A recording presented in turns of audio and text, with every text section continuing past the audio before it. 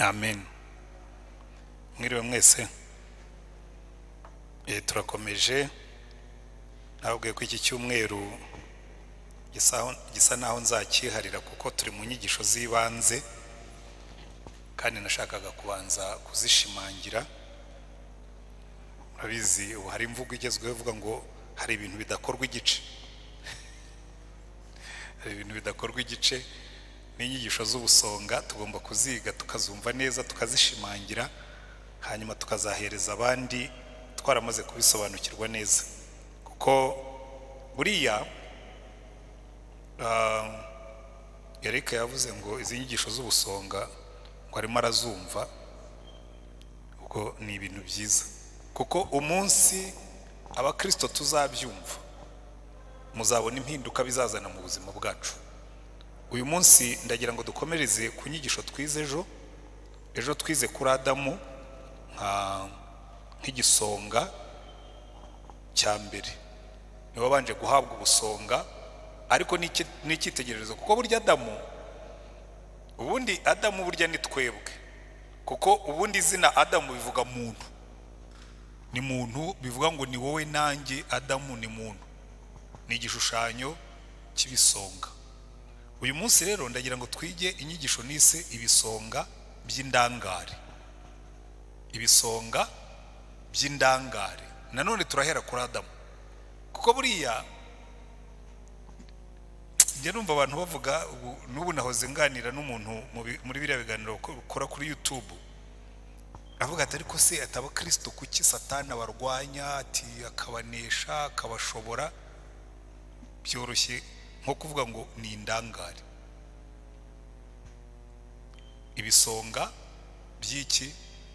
By'indangare. Kuko ejo twabonye yuko Adamu yari yarahawe ubusonga bw'ibintu nibura bigera kuri 4, kandi muraza gusanga yuko ibyo bintu byose uko ari 4 byasenyukiye rimwe umunsi Adamu yarangaye. Icyambere, Adamu yari yarahawe ubusonga bw'Edeni yose, harimo ibi bintu bikurikira. Icyambere, harimo we ubwe. Buriya mbere yo gukora ibindi byose, mbere yo kuragira ibindi byose, yo kumenya ibindi byose, Adamu yagombaga kubanza akaba igisonga cya we ubwe. Nahoze mbaha ingero mbabwira nti ikibazo tujya tugira ku isi yose, hari abantu bagenda akaba expert muri business, akaba umuhanga mu ishuri, akaba umuhanga, akaba professor, ariko ugasanga no kwicungaho ibyo byaramunaniye. Agashobora gucunga ikigo ariko ntashobore kwicungaho ubwe. Mujye mubibona se?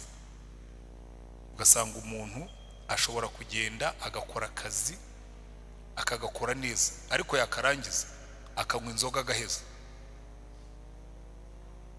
Akagenda agakora akazi bikagenda neza bigatungana. Hari umugabo njya nkunda kumutangaho urugero, kuko twiga muri universite mu bintu by'ubuyobozi, ibitabo byinshi bamutangagaho urugero. Umuntu witwa Jack Welch yayoboye company ikomeye y'Abanyamerika yitwa General Electric, imyaka myinshi irazamuka rwose, amafaranga arinjira ku buryo bamutangaho urugero, mbese ni nk'umuhanga wagaheza mu gucunga ibintu. Hanyuma nsomye igitabo cye nsanga yatandukanye n'abagore 3, ngira ngo yari ari ku wa 4 aho mperukira. Bishoboka bite ko umuntu acunga ikigo gifite amasikirisare ku isi yose, gifite abakozi barenze 200,000, kikinjiza amafaranga bakamutangaho urugero, ariko akananirwa gucunga urugo rurimo umugore n'abana 2? Uburangare. Ibisonga by'indangare. Yagombaga gucunga ubwe. Icya kabiri, yagombaga gucunga imibanire ye n'Imana. Icyo ni ikintu gikomeye cyane natwe dufite. Icya gatatu, yagombaga kuba igisonga cy'iby'Imana yamuragije byose, umutungo wose. Ariko ikindi gikomeye, yagombaga kuba igisonga gicunga urugo rwe, kuko ikintu cya nyuma Imana yaremye imaze kurema ibintu byose, igisenge yashyizeho ni urugo. Eric yavuze avuga ngo dusengere ingo, ariko ko zimeze nabi pe. Ingo muri no minsi Satani yarazibasiye, kandi biterwa n'iki nanone usanga nuko ubusonga bwacu ni buke. Biroroha cyane gucunga ibindi byose ariko kwibuka urugo rwawe ugasanga ni ikibazo. Uyu munsi rero tugiye kureba kuri iyo nyigisho ivuga ngo ibisonga by'indangare, kugira ngo tubyigireho. Buriya icyatumye Imana yandikisha ubuzima bw'abantu batubanjirije no kugira ngo bitubere akabarore twe kuzagwa muri iyo mitego. Ariko ikibabaje nkuko mpora mbibabwira nanone, njya mbwira abantu nkababwira ko abantu dupfana iki n'imbeba. Imbeba utega umutego, imbeba ikagwamo, kandi iyo iguyemo irasakuza, ukongera ukawutega hahandi ukawutegesha bya bindi. Niba wari wategesheje ubunyobwa, niba wari wategesheje ikigori, niba ari foromaje, bipfa kuba bihumura. Kuko ushaka gufata imbeba, shyiraho ibintu bihumura. Ibintu bihumura rero byamaze abantu nk'imbeba, bimeze nka yambwa. Ngo imbwa inyamaswa zizigeze kwitora ngo ibe umwami, noneho Bakame kubera kutajya yuzura n'imbwa kavuga ati ariko yewe iri tora ntabwo ryanejeje, mwatoye nabi. Uriya mwami mwatoye ntabwo rwose imiyoborere ye ntabwo yewe nyishimiye, kandi nzabibereka.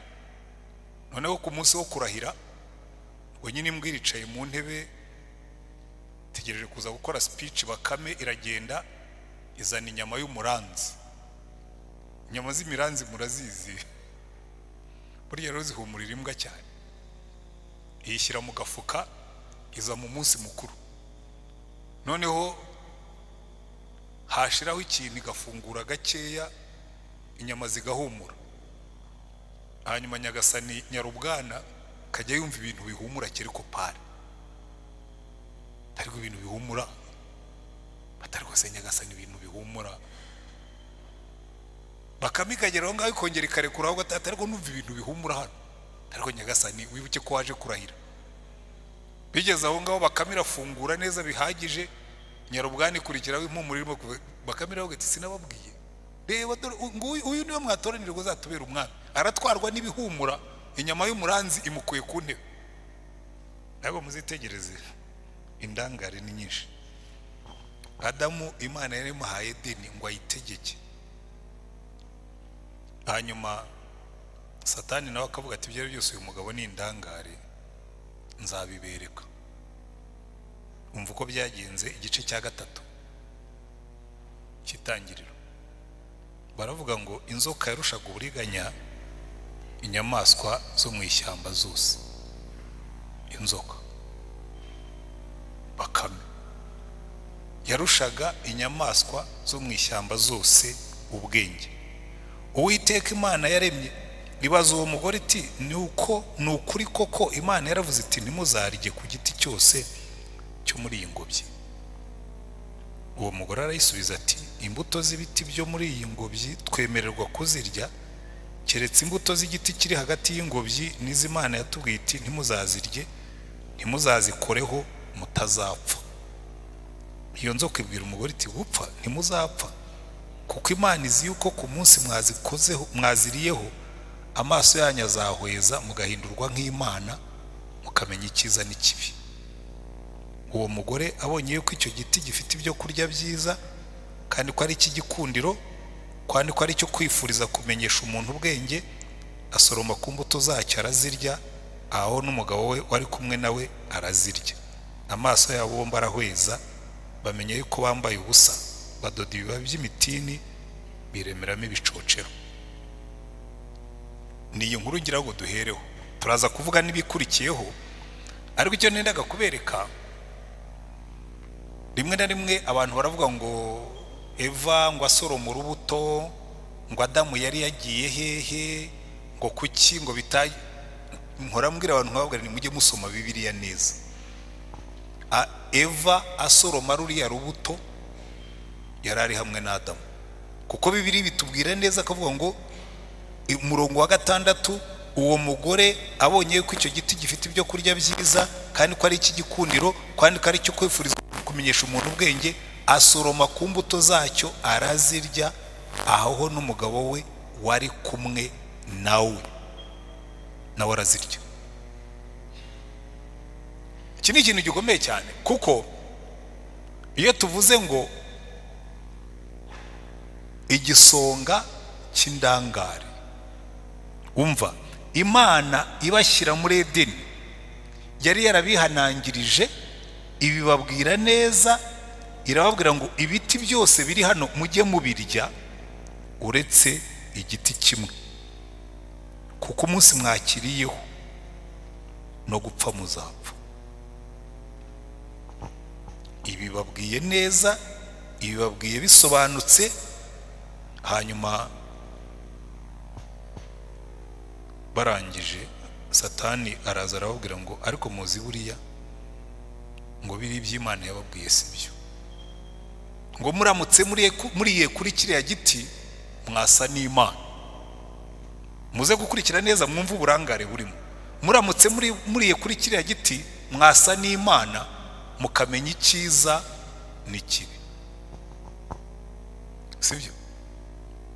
Noneho aho ngaho niho inzoka yahereye, irababwira ati ariko se buriya koko Imana yarababwiye ngo ibi biti byose ntimuzabirye. Mwitegereze uburyarya bwa Satani. Imana yari yaravuze ngo ibi biti byose muzagire mute, muzabirye. Yongeramo akanyuguti kamwe gusa, ibi biti byose muzabirye, inyuguti imwe. Noneho Eva nawe asubira inyuma aravuga atoya, siko Imana yavuze, ahubwo yo yaravuze ngo ibi biti byose tuzabirye uretse kimwe kiri mu ngobyi hagati, kuko umunsi twakiriyeho tuzapfa. Satani asubira inyuma aravuga ati nari mbizi, Imana yarababeshye. Yari izi ko nimukirya muzasa n'Imana, mukamenya icyiza n'ikibi, ariko gupfa ko muzapfa. Imana yari yavuze ngo nimukirya gupfa ko muzapfa. Satani arabwira ngo gupfa ko ni inyuguti imwe gusa, niyo yahinduye ibintu byose. Kandi n'uno munsi muzitegereze, burya ibintu bizagusha umuntu ntabwo biba byinshi. Muri ofisi yanjye nganira n'abantu bakora amakosa y'uburyo bwinshi. Akenshi iyo witegereje usanga ikintu cyitwa uburangare. Eric yatangiye asengera ingo. Buriya muzitegereze, iyo urugo rugiye gusenyuka ntabwo bisaba ikintu kinini, amakimbirane mu rugo ntabwo kenshi ava ku bintu binini. Reka mbahe statistique zimwe zagaragaye. Abantu barateranije bakora ubushakashatsi muri Amerika, basanga ikintu kiza kuri top ya list ikintu gituma ingo zisenyuka ni umutungo. Abantu bapfa umutungo gusa, abantu bakawupfa. Icya kabiri kiza kuri liste ni ubuhemu, guhemukirana, gucana inyuma, akagenda hazaho n'ibindi. Na hano murebe muri Edeni, ikintu cya mbere aho ibintu byagiye gupfira byapfiriye mu by'Imana yaremye. Inzoka irazibwira Adamu, iramubwira ngo muriye, ibwira Eva, ariko Eva nawe ubwo yabwiye Adamu kuko barasangiye, ngo muriye biriya bitari ibyanyu mwamera nk'Imana. Noneho barabirya. Ibisonga by'indangare, kuko mu gice cya kabiri ku murongo wacyo wa 8 bari batubwiye ngo Uwiteka Imana ikeba ingobyi muri Edeni ku ruhande rw'iburasirazuba, iyishyiramo umuntu yaremye. Uwiteka Imana imezamo igiti cyose cy'igikundiro cyera imbuto ziribwa, imeza n'igiti cy'ubugingo hagati muri iyo ngobyi, imezamo n'igiti cy'ubwenge bumenyesha icyiza n'ikibi. Hanyuma irangirira ababwira iti kiriya rero ibindi byose muzabirye, ariko kiriya giti ntimuzakirye. Umurongo wa 16, Uwiteka Imana iramutegeka iti ku giti cyose cyo muri iyo ngobyi ujye urya imbuto zacyo uko ushaka, uzirye uko ushaka, ariko igiti cy'ubwenge bumenyesha icyiza n'ikibi ntuzakiryeho, kuko umunsi wakiriyeho no gupfa uzapfa. Uburangare bwacu rero bubaheye. Uburangare bwacu buterwa n'iki? Uburangare bwacu bukora buti? Nibyo ngira ngo twige kuri uyu mugoroba duhereye kuri Adamu, nindangiza mbahe n'izindi ngero z'indangare zuzuye muri Bibiliya. Bibiliya yuzuyemo indangare basogokuruza bacu. Uburangare bwa mbere bwa Adamu yakoze ni ukutemera iby'Imana yamubwiye, we na Eva, kutemera iby'Imana yamubwiye. Imana yamubwiye ngo nimurya kuri kiriya giti gitera kumenya icyiza n'ikibi, gupfa ko muzapfa. Nta nubwo Imana yabivuze rimwe, urumva yaravuze ngo nimukirya kuko umunsi wakiriyeho no gupfa uzapfa. Buriya iyo Bibiliya isubiye mu ijambo kabiri byitwa reinforcement, ni ugushimangira. Iravuga ngo nukiryaho, ntabwo Imana yavuze ngo nukiryaho uzapfa, oya yaravuze ngo nukiryaho no gupfa uzapfa.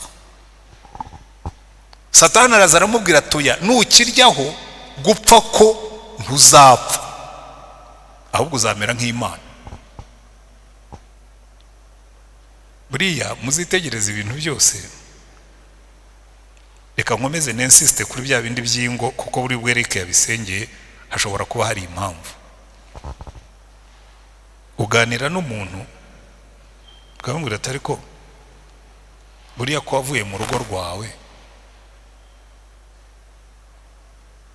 uyu munsi, ntanga urwo rugero, nari niviriye kwigisha ahantu mu gitondo, ngera imbere y'iwanjye imvura yenda kugwa, mpura n'umugabo nawe yigenderaga. Buriya rero iyo Imana iri bukubwira ibintu birasetsa. Mpura n'umugabo yigenderaga, arambwira ati pastor, ati ngize Imana ndakubonye, ati nuvuga nshaka kugushaka. Nti ati undi mu kaga, ndi mu gahinda, ati umugore wanjye ati yijyaniye n'undi mugabo, atansigana umwana w'imyaka 4 n'undi w'imyaka 2. Atangira kuntekerereza, ndamubwira nti se urumva ushaka kumucyura? Ati jewe ndacyamukunda. Ndamubwira nti se witeguye kwihangana nibamara kumuhararuka akazagaruka? Kuko reka mbabwire, gupfa ko muzapfa. Umugore ava mu rugo umugabo yamubeshye ngo aramukunda. Umva madamu nkubwire, mpereye ku bagore ko n'abagabo ndazimbazeho, nta mugabo ushobora kugukunda waramaze kurongorwa. Nta mugabo ushobora kugukunda afite uwe mugore. Biryo babyita kugushoreka, ubutendetse. Iyo ibibazo bivutse arakuduropa, iyo amaze kuguhararuka arakureka. Biro ni bwene bwirago umugabo nti se witeguye kwihangana bamara kumuhararuka akazagaruka? Satani yaraje abeshya Adamu na Eva, arababeshya ngo nimurya kiriya giti muzamenya ubwenge, ahubwo muhitamo babaswa. Umugabo aragenda nawe agakora nk'ibyo ngibyo. Izo mpaka ndazihorana. Iriya biro yanjye wazashyiramo kazetofone ifata amajwi. Umuntu yarambwira ati kandi nuzajya utanga izo ngero abantu ntibazajya baza, ntibazaba bangabanirije akazi. Umuntu aragenda akajya ku nshoreke, akabwira ati iriya nshoreke mfata neza. Igufata neza cyangwa uyifata neza? Ati iriya nshoreke jewe mfata neza, ati jewe mba nahunze urusaku rw'uriya mugore. Nawe nise ko nabajije umugore wawe akambwira ko impamvu atera urwo rusaku ari uko ufite inshoreke. Ati noneho uzamubwire areke urusaku, nzabona uko ndeka inshoreke. Ati se inshoreke yanjye nayireka gute? Najya hehe? Kuko nyiretse. Noneho ugasanga abantu baritana ba mwana, undi akagura ati nanjye mubwira azareke inshoreke, nanjye amahana azagabanuka. Akabura urekura, urugo rugasenyuka. ariko reka burya mbwira abagabo nta nshoreke ikunda umugabo, mwari mubizi. Nubona inakwitayeho mpora mbibabwira hano, ibiri mu cyo twita customer care. Wowe uri umukiriya, uzabimenya umunsi warwaye, nuko uzaba wapfuye ntuzabimenya, uzabimenya umunsi wapfuye. Sindabona inshoreke iherekeje umugabo. Iyo wapfuye inshoreke igusezeraho, ubwo wowe warangiye, nta n'ubwiza mu kiriyo. Adamu na Eva indangare, ariko nizo zuzuye isi, nabuzukuru ba Adamu. Satani araza akakubeshya ukemera, abeshya abagore bakagenda, baragenda pe. Muri no miza rwose nzi n'umudayimoni uhari, baragenda, barimo baragenda, ahubwo barimo hano mu ntega amatwi. Abagore batoya mwicayemo hano mu ntega amatwi, murimo muragenda, kandi n'abagabo nabo si shyashya, indangare. Ariko twebwe mwibuke ngo iyo wakiriye Yesu uba uri igisonga. Haleluya. Uri igisonga cy'urugo rwawe, uri igisonga cy'umubiri wawe, uri igisonga cy'ubugingo bwawe, kuko uzabibazwa, uzabibazwa kuko uri igisonga. Ariko ntabwo abantu babyumva. Niki rero gituma ubusonga bwacu tububura? Icyambere, Adamu na Eva banze kumva iby'Imana yavuze, kandi natwe uno munsi niko bigenda. Abantu ntibashaka kumva iby'Imana yavuze. Ijambo ry'Imana barishyize ku ruhande, niyo babwiye barakubwira ngo nukubahambira, ngo erega ngo nta kwihambira, ngo iyo wumvise byanzura rekura. Ariko giye mbona nta kwihambira kurimo, nuko abantu gusa bakora ibintu by'ubujiji, ntacyo wihambiraho. Ariko ibisonga by'indangare, reka mbereke, nimwitegereza muri Bibiliya, abantu bose bakoze uburangare, iyo principe barabanza bakayica, kwemera iby'Imana yavuze. Nimureba Bibiliya burya yuzuyemo indangare. Umugabo witwa Dawidi yari afite ubusonga bukomeye cyane. Imana niyo yamwisangiye, iramutoranya, imuvana inyuma y'intama, iramwimika aba umwami wa Isirayeli. Niki Imana yakundiraga Dawidi? Yamukundiraga ko akiranuka, akaba umuramyi w'Imana ukomeye cyane. Ariko igihe kiragera ngo igihe abandi bami batabaraga, ngo Dawidi yisigarira i Yerusalemu, indangare. Ngo nimugoroba, ngo arimo kugendagenda hejuru y'inzu ye, ngo abona umugore urimo kwiyuhagira muri karitsiye. Numvise abigisha benshi babeshyera uriya mugore BETISHEBA, ngo BETISHEBA rero ngo bagore mujye mwitonda, ngo uburyo mwambara, ngo uburyo mugira mute, ngo bukurura abagabo. BETISHEBA yari yibereye mu gikari cye. Ibyago yagize nuko kwa Dawidi bari bafite inzu ndende, abandi bafite inzu ngufi, kandi na hano mu mujyi bijya bibaho.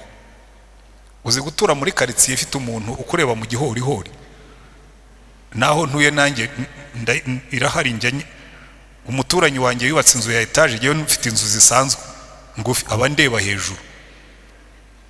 Erezo mako twe dutuye ku ruhande rwo hirya, ariko abana banjye nabo dushe yabo irebana naho ngaho. Ubwo rero nk'umukobwa wanjye ashobora kwigiramo yaba arimo gukaraba, undi akaba mureba yibereye hejuru kuri balcony. Nibyo byabaye kwa Dawidi. BETISHEBA nta ruhare na ruke yari afitemo, yari yibereye muri dushe yo mu rugo rwe. Kandi murabizi kera abantu biyuhagiriraga mu gikari, erega dushe zijeje ubundi abiyuhagiriye mu gikari muraho. Nanjye narahiyuhagiriraga kera. Dahiro twebwe kubera ko twari abana twajyaga muri Muhazi, nabiretse ngiye kwiga mu seminari, kuko twebwe twigiraga muri Muhazi tukavayo twabirangije. Ariko buriya twavuye kure. Uzi kujya mu mazi ukayivurugutamo, warangiza ukayavoma mukayajyana mukayanywa mukayatekesha ibiryo. Ariko n'ubu baracyabikora.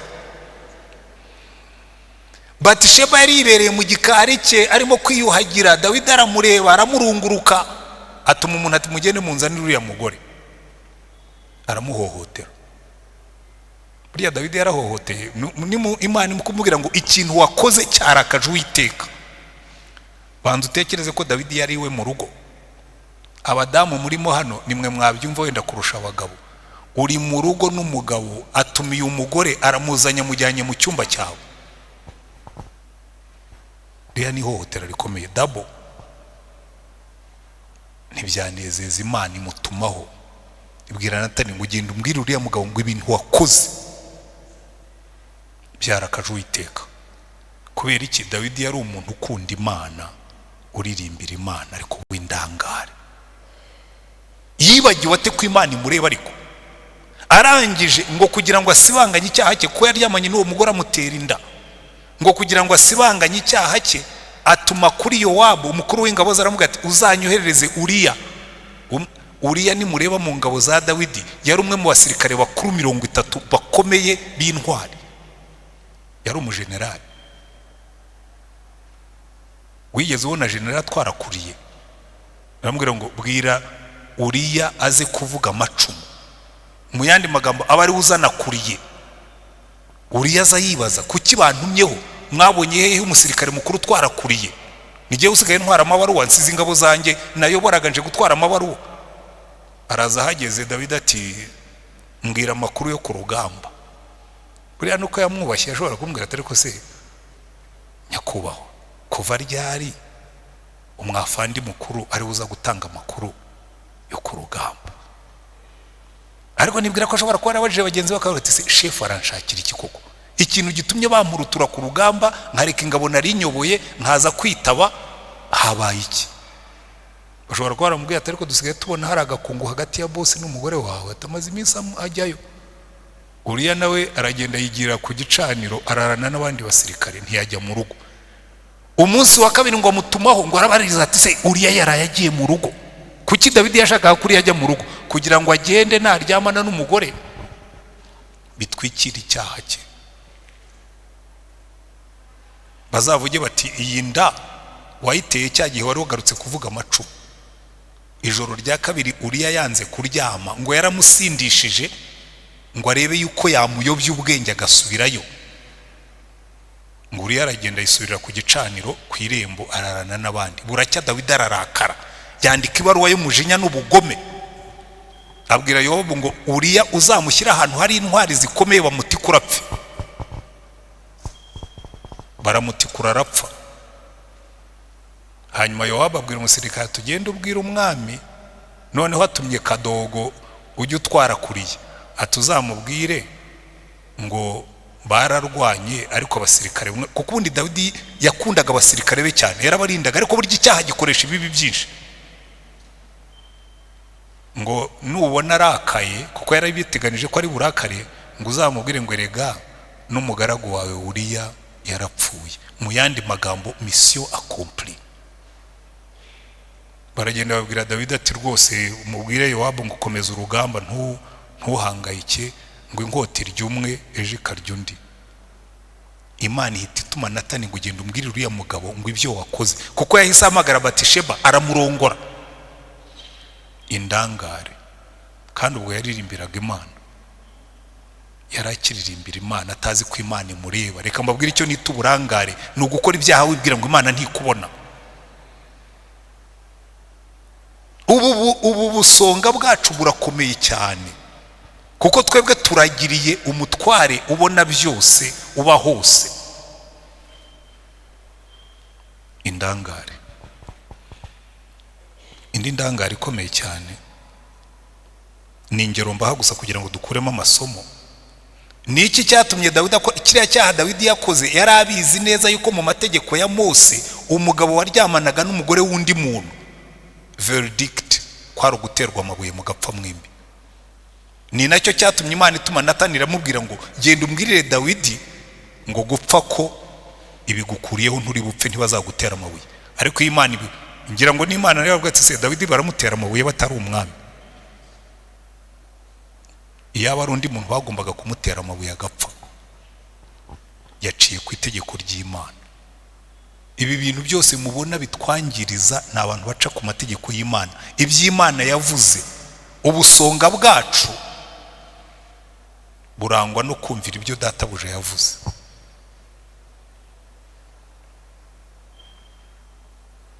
Mbaho urundi rugero rumwe cyangwa ebyiri rw'ibisonga by'indangare.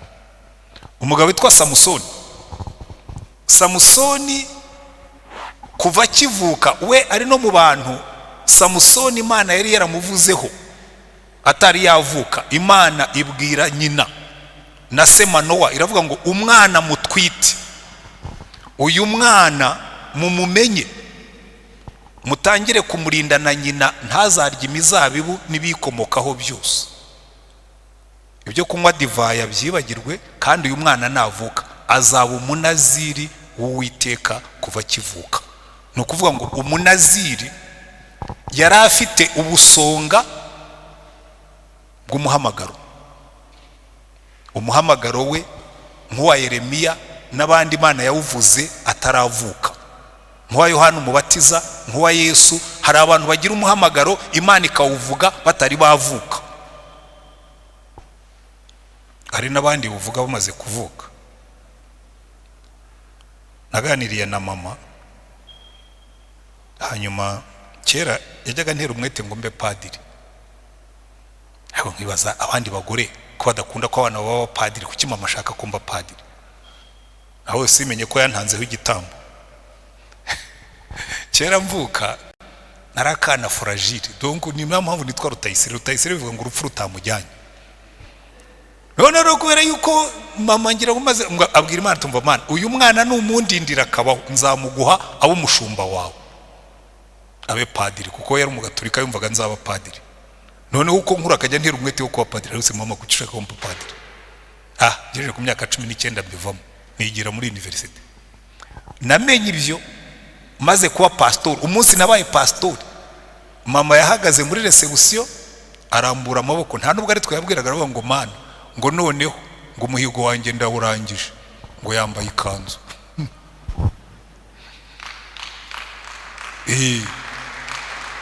Menya ngo ariko mfite ibimenyetso birenze kimwe bimbwira ko aho mpagaze ariho nagombaga guhagarara. N'umunsi wa mbere nanjye njya mu kiliziya mfite imyaka 8, narebye kiliziya ukuntu ingana, ndavuga ni kabisa, niba Imana ifite inzu ingana gutya, nzakorera Imana kugira ngo umunsi napfuye nzayirebe. Mfite imyaka 8. Wose umuhamagaro, ariko nkubwiye uburangare nakoze muri iyo nzira hagati aho ngombe. Ariko Imana imaze kungarura mu nzira, navuze ngo rero Mana, noneho nagarutse mu nzira njenje, ntabwo ubunaziri bwanjye nzaburangarana.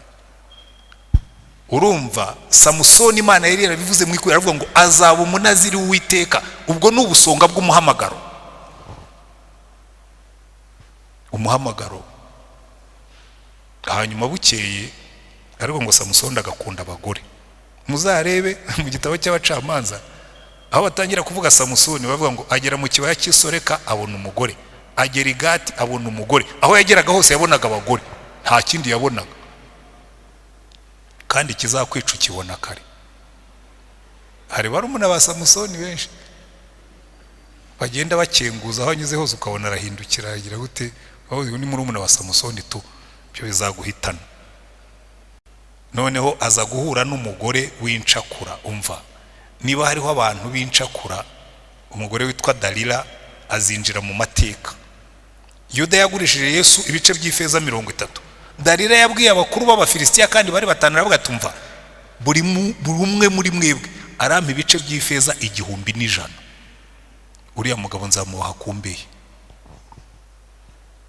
Wumve, sinababwiye ibisonga by'indangare.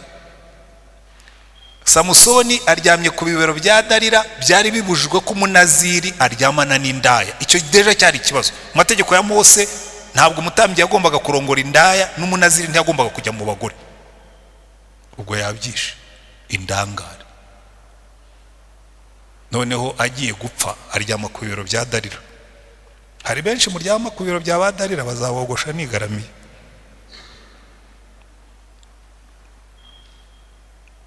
Bibero bya Dalila, erega wa Dalila babaye benshi muri no minsi. Sigaye bita Sireyi Queen. Sireyi muzi cyo gusireyinga bivuga. maze sinzagira umuntu bavuga ngo arasireyinga. Sinzumve abakobwa bari hano mujye mubabeza ariko ntimuzasireyinga. Tusireyi ni ugukata ijosi.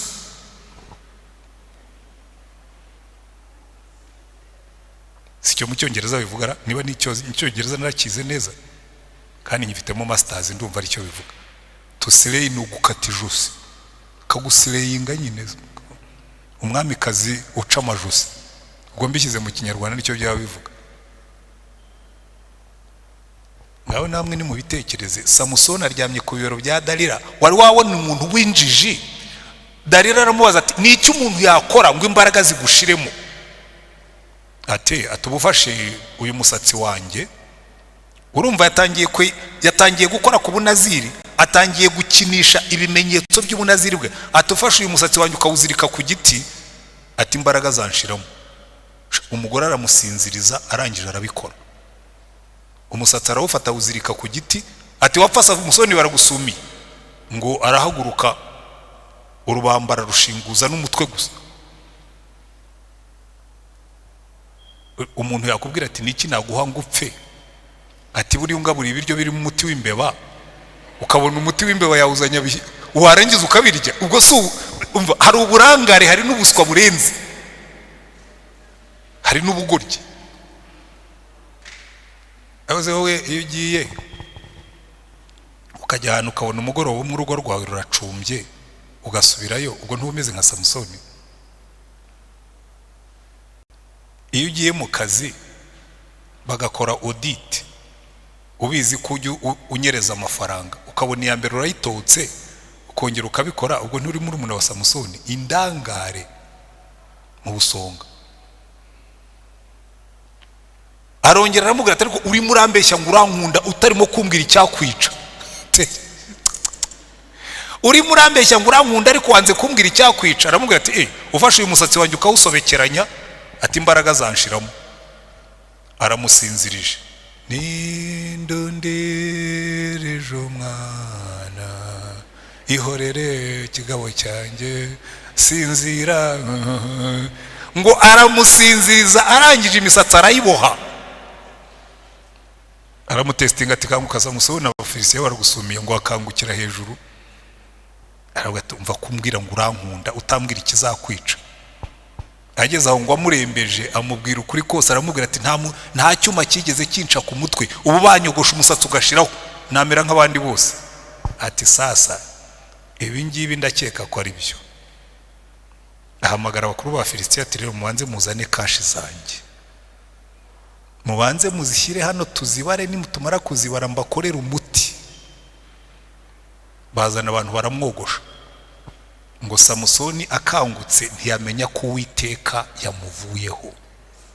Ngo bamukuramo amaso, ajya gusya ingano z'abafilisitiya. Indangare. Hari benshi barimo kuzisya hanze hariya. Ibyo byose turimo gusengera se byabaho hatariho indangare? Samusoni. Reka ndangirize ku muntu uturi hafi, umugabo witwa Petero. Petero ajyanye na Yesu gusenga. Yesu arababwiye ati mube maso musenge kugira ngo mutaza kujya mu moshya. Kandi ubwo Petero yari yabanje kwirarira. Yesu amubwira ati Petero uraza kunyihakana.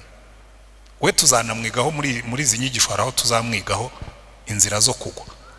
Petero arirarira cyane, atari kumva wenda baba Yohana na ba Yakobo n'aba bandi nk'aba Matayo bavuye mu ikoresha by'ikoro n'abandi, ariko jewe Petero jewe rutare Petero cyatsi cya muranda kirandurwa n'uwihaze, kibishoboka. Yesu aramubwira ati Petero uzanyihakana, inkoko itarabika gatatu uranyihakana. Bagiye gusenga ngo Petero araryama arisinzirira. Yesu araza aramubwira ati Petero ntushoboye kuba maso ngo usenge, mube maso musenge mutagwa mu moshya. Yesu ateye intambwe imwe, Petero arongera arisinzirira. Byagenze bite? Bageze ku mutambyi mukuru, ntibyateye kabiri umujaraza aravuga ati uyu mugabo namubonye, uyu nguyu ni wo mu bigishwa be. Petero ngo yirebeje hirya aravuga ati ariko sinzi ibyo urimo kuvuga.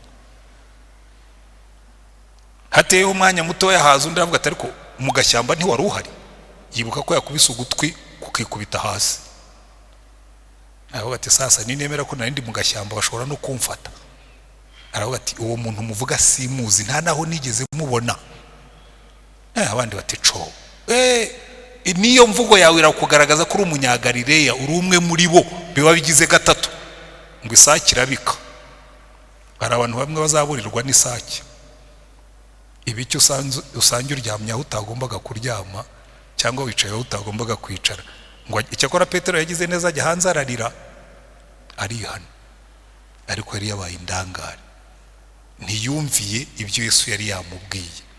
Hari ibintu bitatu ngiye kubabwira hanyuma nkasoza tugasenga biranga indangare tumaze kubona muri aba bantu batatu. Icyambere, ntabwo bita ku by'Imana yavuze. Abantu benshi bibwira ko amategeko y'Imana ari ayo kuduhambira. Amategeko y'Imana rero muri no minsi hajeho n'inyigisho y'ubuntu Mana y'isi n'ijuru, ngo ibintu by'amategeko byavuyeho, ngo twebwe tugendera mu mudendezo. Nkavuga nti umudendezo wacu dufite ugendera hagati y'amategeko y'Imana. Twebwe turi abaturage b'ubwami bw'Imana. Nibyo koko Yesu yadukijije ku buntu, yaraducunguye, arihirira ibyaha byacu kugira ngo tutazabisubiramo. Duhinduka abaturage b'ubwami bw'Imana, duhinduka ibisonga by'iby'Imana yaduhaye byose, ariko tugendera mu mategeko yayo. Aba bantu bose maze kuvuga birengagije icyo Imana yavuze n'icyo Imana yabavuzeho. Buri tegeko ryose ry'Imana wishe hari icyo rizakwicira, uzaba uri indangare. Ariko mubyumve neza, sinimo kuvuga ko dukizwa n'amategeko, dukizwa n'ubuntu bwa Yesu akaba umucunguzi wacu. Ariko tukumvira amategeko kuko ahinduka umwami wacu. Nta mwami utagira amategeko, nta mwami ugira ate utagira amategeko. Abami bose bagira amategeko, bashyiraho amategeko. Iyo Yesu yabaye umwami wawe wumvira amategeko ye. Nawe yarabyivugiye aravuga ngo nimwitondera amategeko yanjye nibwo muzaba munkunda. Ngo unkunda wese, Yohana 14:20, ngo umuntu nankunda azitondera amategeko yanjye. Muranyumva? Ariko iyo wavuye mukaba indangare ubusonga bwawe urabutakaza. Ikindi cya kabiri wagombaga kwitaho, kuvugana n'Imana. Iyo Adamu arambura ategereza akavuga tumva Eva bawihanganye, Imana niza kudusura tuze kuyibaza ibi bintu Satani yatubwiye niba ari byo, yubaza Imana mbere yo kujya mu kintu wumva baza Imana. Impamvu abantu benshi bava mu busonga bwabo batakaza gusenga, kandi njyewe narabibonye. Ntubona n'uyu murimo dukora wa gipastori, abantu benshi iyo tumaze kwambara kola, twambaye ikanzu, wajyaga wiyiriza, amasengesho aragabanuka, ngo responsibility ziba zabaye nyinshi. Abakristo benshi iyo ari abashomeri barasenga n'Imana bakayimena amatwi. Iyo bamaze kubona akazi, indangare, gusenga barabigabanya. Abahungu benshi iyo bashaka abagore, yewe ninde urara mu byumba by'amasengesho, ninde urara mu bihuru, ninde ujya kanyarira, ninde ujya ku isumo rya Gicumbi. N'abahungu bashaka abo bazabana n'abakobwa, yamara kurongora ntagaruke gusenga. Indangare gusa. Imbaraga zacu ziva mu gusenga no gukomeza kugendana n'Imana. Icya gatatu, iyo ibyo byombi wabiretse, ujye umenya ko intambwe yo kugwa iri hafi, kutitondera intambwe zawe. Tuzabyiga mu rindi somo. Ujye witondera intambwe zawe, ujye witondera wo mugendana. Eva yagiye kugendana na Satani bapfana iki? Samusoni yagiye kujya mu Bafilisitiya, n'ababyeyi baramubwiye ati rwose Samusoni kuki ukunda abakobwa b'abanyamahangakazi, wabuze abakobwa muri bene wanyu? Ngo nibo nkunda. Jya urinda intambwe zawe, kuko abo mugendana nibo bazagukiza cyangwa bazakugusha. Abagabo b'abarokore iyo batangiye kugendana n'abagabo b'abapagani nibo babagusha. Abakobwa same, abagore nabyo ni kimwe. Ibi mwumva ngo ingo zirimo gusenyuka ni ibigare biri hanze. ibigare bidafite Yesu, ibisonga by'indangare. Imana idufashe twebwe tube maso, kuko Yesu yaravuze ngo mube maso musenge kugira ngo mutagira mutagwa mu mushya. Ejo tuzareba abagaragu bahawe impano, bahawe amataranto, ariko mubanze mwubakire kuri iki kintu cyo kwitwa kuba igisonga kiri maso. Imana yabwiye Adamu na Eva ngo iyi ngobyi muyihingire, nimurangiza muyirinde, mube maso. Umurinzi wese aba maso. Yesu yabwiye Petero, aramubwira ngo Petero mube maso musenge. Dawidi we rwose mubaza inshuro yanditse ku byo kuba maso yarushaga abandi, ariko Satani yamuciye muri humye atatira igihango yarafitanye n'Imana. Imana idufashe. Kandi mwene data wicayemo hano, isuzume, irondore, ko turi ibisonga by'ibintu byose Imana yashyize imbere yacu. Ariko kizadufasha mu busonga bwacu, iby'Imana yavuze jya ubyumvira, iby'Imana yabujije jya ubyirinda, kuko nibwo buryo bwa mbere bwo kurinda ubusonga bwacu. Icya kabiri, akazi kabe kenshi, ntuzabure gusenga. Ibibazo bibe bikeya, ugire umugisha, ubutunzi bube bwinshi, jya wibuka gushima Imana no gusenga. Ariko kuruta ibindi byose, rinda intambwe zawe, ugendane na Yesu, dusenge Imana. Kandi uyu mugoroba niba wumvise Imana ivugana nawe, ukaba wumvise uvuga utumva nanjye hari aho ndimo kurangara muri iyi minsi, ngirira neza urambura ikiganza ubwira Imana ngo Mana, numvise ijwi ryawe nanjye ndihari, ngiye kurinda ubusonga bwanjye kandi sinzatatira igihango mfitanye nawe. Turagushimye Mwami Mana yacu. Ijambo ryawe riratubwira ngo icyatumye wandikisha izi nkuru zose ukarishyira mu ijambo ryawe ngo nukugira ngo batubera kabarore. Icyatumye werekana ibya Dawidi, ukerekana ibya Samusoni, ukerekana ibya Adamu, ukerekana ibya Petero, nukugira ngo batubera kabarore. Urebe ibiganza byose bizamutse imbere yawe muri iyi minsi Mana. Turashaka kuba ibisonga bidashidikanywa, turashaka kuba ibisonga bidahemuka, turashaka kuba ibisonga bitava mu ndahiro, turashaka kuba ibisonga bitava mu masezerano, turashaka kuba ibisonga byishimirwa nawe.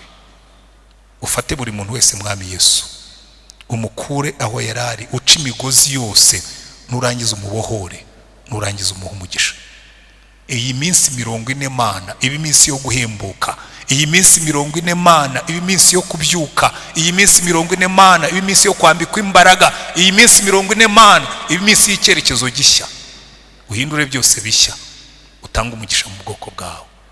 Umve gusenga dusengera aha ngaha, komeza utugirire neza muri aya masengesho, mu izina rya Umwami wacu Yesu Kristo, amen. Reka nsabe wenda ubwo Eric ndabamuruhuye, nsabe abaturisha